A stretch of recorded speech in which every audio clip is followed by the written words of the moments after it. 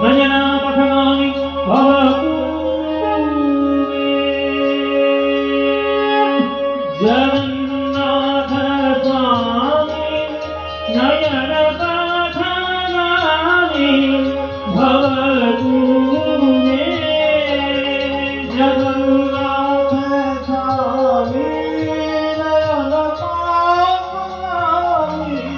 ভবতু।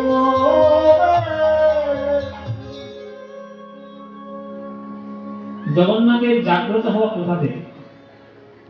ঘটনাটা বলতে হবে, সেই গল্পটা শুনতে হবে। জগন্নাথ এটা সাক্ষাৎ ভগবান কৃষ্ণের দ্বিতীয় স্বরূপ। জগন্নাথকে যারা যারা দর্শন করেছেন জেনে রাখবেন যে আপনারা সাক্ষাৎ ভগবান কৃষ্ণের দ্বিতীয় স্বরূপ দর্শন করেছেন। কেন? সেই গল্পটা তো জানতে হবে। কেন জগন্নাথকে জ্যান্ত ভগবান কেন বলে? একবার জ্যান্ত ভগবান, একবার জীবের জ্ঞান। আমার জ্যান্ত ঠাকুরের ঠাকুর রামকৃষ্ণ বলতেন জ্যান্ত ঠাকুর। যেমন আমাদের হরদাস শ্যামসুন্দরকে রামকৃষ্ণ ঠাকুর বলতো জ্ঞান্ত ঠাকুর। একেবারে সত্যিকার সাক্ষাৎ ভগবান। এই সাক্ষাৎ ভগবান জগন্নাথ কেন কেন তাকে বলা হয় সাক্ষাৎ ভগবান কৃষ্ণের দ্বিতীয় স্বরূপ? তার ঘটনা আছে, তার গল্প আছে, সেই গল্পগুলো জানতে হবে। শোনো, সেই গল্পটা আপনাদেরকে বলে দিই। আজকে যখন সুযোগ পেয়েছি বলে দিই। ভগবান শ্রী রামচন্দ্র লঙ্কা বিজয় করে ঘরে এসেছে। 14 বছর বনবাস করার পর তিনি বাড়িতে ফিরে এসেছেন অযোধ্যায়। অযোধ্যায় থেকে ভগবান রামচন্দ্র যে যা চাইছে তাকে তাই দিয়ে দিচ্ছে। রামচন্দ্র দয়ার অবতার, দয়ার সাগর, যে যা চাইছে তাকে তাই দিয়ে দিচ্ছে। হনুমান তোমার কি চাই? হনুমান বলল আমি তোমার চরণ ছাড়া কিচ্ছু চাই না, তোমার দাস হয়ে থাকি। ভরত তুই কি চাস? বলে তোমার বন্ধু হতে চাই।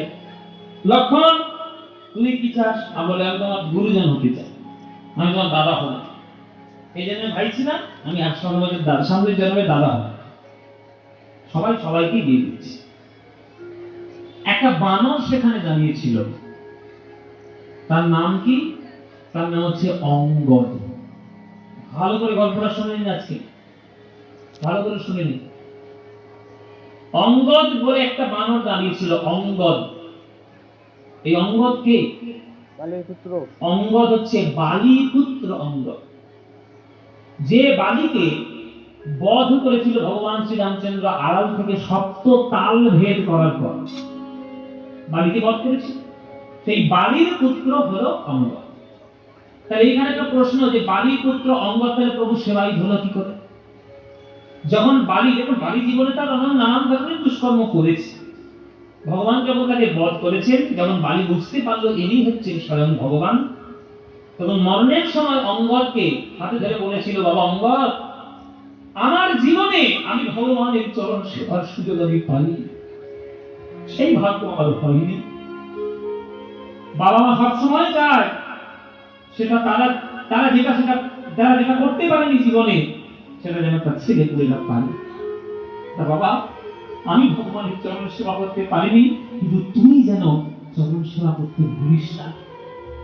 যাকে পেয়েছিস রামচন্দ্র ভগবান, তুমি হলেন জগতের বিশ্ব ব্রহ্মাণ্ডের মালিক, স্বয়ং ভগবান। তখন চরণ পেয়েছিস, চরণ সেবা করতে ভুলবি, যা বলবে তাই করিস। অঙ্গদ কথা দিয়েছিল, বাবা তুমি যা বলছো তাই। তাই অঙ্গদ ভগবান রামচন্দ্র যা যা বলেছে সেটা অক্ষরে অক্ষরে পালন করেছে। জানেন অঙ্গদের পা করানোর ক্ষমতা কারণ হয়নি লঙ্কায়। অঙ্গদ এত বড় রাম ভক্ত। অঙ্গদ গেছিল দুধ হয়ে রাবণের রাজসভায়, বার্তা দিতে গেছিল যে এই যুদ্ধ বন্ধ করো, সীতার মাকে ফিরিয়ে দাও, তাহলে লঙ্কাটা বেঁচে যাবে। তখন রাবণ বলেছিল, দুধ হয়ে এত বড় বড় কথা বলছিস, তোকে আমার হাতটা দিয়ে ফেলে দিতে পারি জানিস? তখন অঙ্গদ নিজের পা ওই রাজসভার মধ্যে এইভাবে আটকে দিচ্ছে, বলে আমাকে টলানোর ক্ষমতা তো দূরের কথা, আমার পাটা টলিয়ে রাখাও তোমার কোন লঙ্কার কোন বীরের ক্ষমতা আছে? তোমার পা টলিয়ে দাও। এই যে আমার মাটির মধ্যে আমি পাটা রাখলাম, এই পাটা ওইখান থেকে সরিয়ে দেখাও তোমার কত বড় বীজ আছে। কেউ পারেনি বলে স্বয়ং রাবণ পর্যন্ত উঠে এসেছে। উঠে এসে যে চরণটা ধরতে গেছে অঙ্গদ পাশ হয়ে আমার পায়ে হাত দিবে। পায়ে যদি হাত দিতে হয় আমার পায়ে হাত না দিয়ে বিশ্ব ব্রহ্মাণ্ডের মালিক রামচন্দ্রের চরণটা গিয়ে ধরো, যাতে কষ্টটা বেঁচে যাবে। রামচন্দ্রের চরণে গিয়ে সরো না। এত বড় বীর ছিল অঙ্গদ। সেই অঙ্গদ প্রভু যা বলেছে তাই করেছে। তাই 14 বছর বনবাস করার পর রামচন্দ্র যা চাইছে তাকে তাই দিচ্ছে। অঙ্গদকে দেখেছে এইবার রামচন্দ্র, অঙ্গদ প্রভু এসো, তোমার কি চাই? আজকে মাইরা খুব গুরুত্বপূর্ণ ঘটনা। অঙ্গদ করজোড়ে বলছে, প্রভু আমার চাই, অবশ্যই চাই, একটা বর আমাকে দিতে হবে। বলো অঙ্গদ, কি বর তোমায় দেব? অঙ্গদ বলছে, প্রভু এই সভার সামনে আমি তোমার কাছে বর চাই, এমন একটা বর দাও যাতে আমার হাতে তোমার মরণ হতে পারে, এই বরটা দাও। আমার পিতা আমাকে আজ্ঞা দিয়ে গেছিল, আপনি যা বলবেন করেছি, একটাও বাক্য আমি অমান্য করিনি। কিন্তু পিতার হত্যাকারী আমার চোখের সামনে রয়েছে, পুত্র ধর্ম আমার কি বলে? আমার পুত্র ধর্ম বলে যে আমার পিতাকে হত্যা করেছে তাকেও শাস্তি দিই। তুমি আমার পিতার হত্যাকারী, এই তোমারও যেন মরণ আমার হাতে হয়, এই বর দাও। তখন রামচন্দ্র মৃদু মৃদু হাসছে। এই না হলে ভারতবর্ষ, আর এই না হলে সন্তান। অঙ্গদ, কথা দিলাম বাবা, তোর হাতেই আমার মরণ হবে, তবে ত্রেতা যুগে নয়, দাপর যুগে। দ্বারকা লীলা শেষ করার পর দাপর যুগের লীলা অবসান যখন আমি করার পরিকল্পনা করব, তোর হাতেই আমার মরণ হবে, তুই হবি জরাব্যাধ, আর তোর হাতের বাণে বিদ্ধ হয়ে আমি আমার দাপর যুগের লীলা শেষ করব। এই আশীর্বাদ আমি তোকে দিয়ে গেলাম। তথাস্তু তথাস্তু তথাস্তু। সেই অঙ্গদ দাপর যুগে জন্মগ্রহণ করেছিল জরাব্যাধ যুগে। দাপর যুগের দ্বারকা লীলা যখন কৃষ্ণ শেষ করলেন, গোবিন্দ আমার মনে মনে ভাবছেন এইবার আমার জগৎ ছেড়ে যেতে হবে, আর থাকা যাবে না। তাই মনে গেলেন, নদীর ধারে বসলেন, গাছের উপরে বসে পাটা পায়ের উপরে রেখে পাটা দোলাতে থাকলেন, আর বাঁশি বাজাচ্ছেন আর পা দোলাচ্ছে। জরাব্যাধ গেছে শিকার করতে, কি একটা নড়ছে যেন ওই গাছের পাতার আড়ালে, লাল লাল মতো দেখতে, পাখি নাকি? ওটা একটা পাখি। কৃষ্ণের পায়ের তলা তো লাল বাবা, তার লালটা পাতার আড়াল থেকে এইভাবে তুলছে, তাই মনে মনে ভাবছে পাখি। পাখি যদি উড়ে যায়, এটা বাঘ মারতে হবে। শিকার করার জন্য জরাব্যাধ মারল সেই তীর। সেই তীর দিয়ে বিদ্ধ হলো গোবিন্দের বৃদ্ধাঙ্গুষ্ঠ, আঙুলে লাগলো আঘাত। সেই আঘাত থেকে ক্ষত হয়ে গোবিন্দ আমার দাপর যুগের লীলা অবসান করলেন। সকল যদুকুল বংশধরগণ গোবিন্দের দেহকে নিয়ে চলেছেন। দেখুন, ভগবান তো তার প্রকৃতির ধর্মকে কখনো বিনষ্ট করবেন না, তাই তিনি চিতার উপরে উঠে তিনি পৌঁছেন। চন্দন কাষ্ঠটিকা তৈরি হলো, ভগবান কৃষ্ণের দেহ অগ্নি সংবেদন করা হলো, সকল কিছু পুড়ে গেল, একটা জিনিস পড়ল না, হৃদয়। কি পড়ল না? হৃদয়। এটা নিয়ে অনেকটা বিতর্ক আছে। এই বিতর্কটা আমি বলে দিই। অনেকে বলেন গোবিন্দের হৃৎপিণ্ড নাকি পড়েনি, মেনে নিতেই পারি, অসুবিধা কিছু নাই। বিতর্কের কথা আমরা কেন শুধু শুধু বিতর্ক তৈরি করি?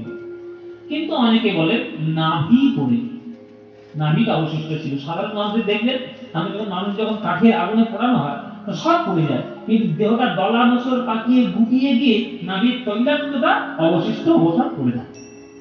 আমি যদি সামাজিক দৃষ্টিতে বা বাস্তব দৃষ্টিতে দেখি, হৃৎপিণ্ড কিন্তু পড়েই যায়, কিন্তু ভগবানের হৃৎপিণ্ড হয়তো নাও পড়তে পারে। সেই তথ্যটাও যে একেবারে ভুল আমি সেটাও বলছি। এটা আইদার হৃৎপিণ্ড অর নাভিকুণ্ড, যে কোনো একটা অবশিষ্ট পড়ে। তা আমি ধরে নিলাম হৃৎপিণ্ড, বা আমি ধরে নিলাম নাভিকুণ্ড। যেটা পড়েনি, যে অংশটুকু পড়েনি, যেটা অবশিষ্ট ছিল, সেই অবশিষ্ট অংশটুকু যতগুলো বংশধরগণ সোনার ঘটিতে করে মুখটা বেঁধে দিয়ে, কাপড় বেঁধে দিয়ে, তুলসী পাতা, গঙ্গা জল, দেহাংশের যে ছাই, সেই ছাইটা দিয়ে সেইটা তারা ওই দ্বারকার সমুদ্রে গিয়ে তারা তর্পণ করে দিত। সেই তর্পণ করার পর সেই ঘটি, সেই সোনার ভাণ্ড ভাসতে ভাসতে ভাসতে ভাসতে পশ্চিম ভারত থেকে ঘুরে ঘুরে সমুদ্র ঘুরে আসলো, দাঁড়ালো পুরীধাম।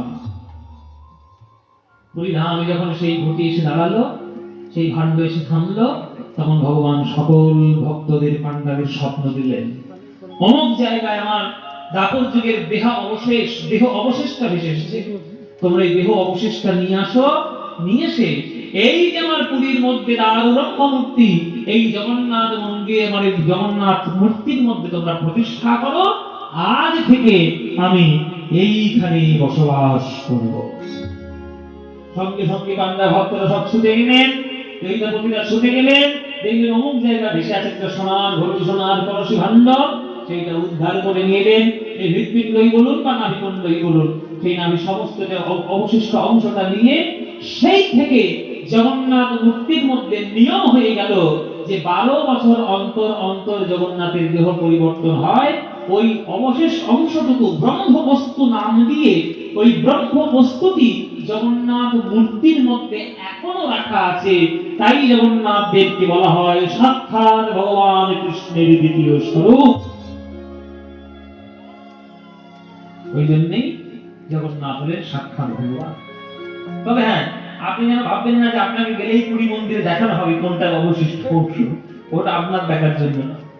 আর এটা জেনে রাখবেন, জগন্নাথ কোন ব্রাহ্মণদের দ্বারা পুজো করা ভগবান নয়, জগন্নাথ হচ্ছে সবল জাতির পুজো করা ভগবান। জগন্নাথ মানুষের মতো খায়, মানুষের মতো ঘুমায়, তার আবার জ্বরও আসে, সে আবার নিমের পাঁচনও নেয়, নিমের পাঁচন নিয়ে যখন তার অসুখ সেরে যায়, তখন সে রথে করে চেপে ভক্তদেরকে দর্শন দিয়ে রথের মাধ্যমে মাসির বাড়ি যায় গুন্ডিচা মন্দিরে।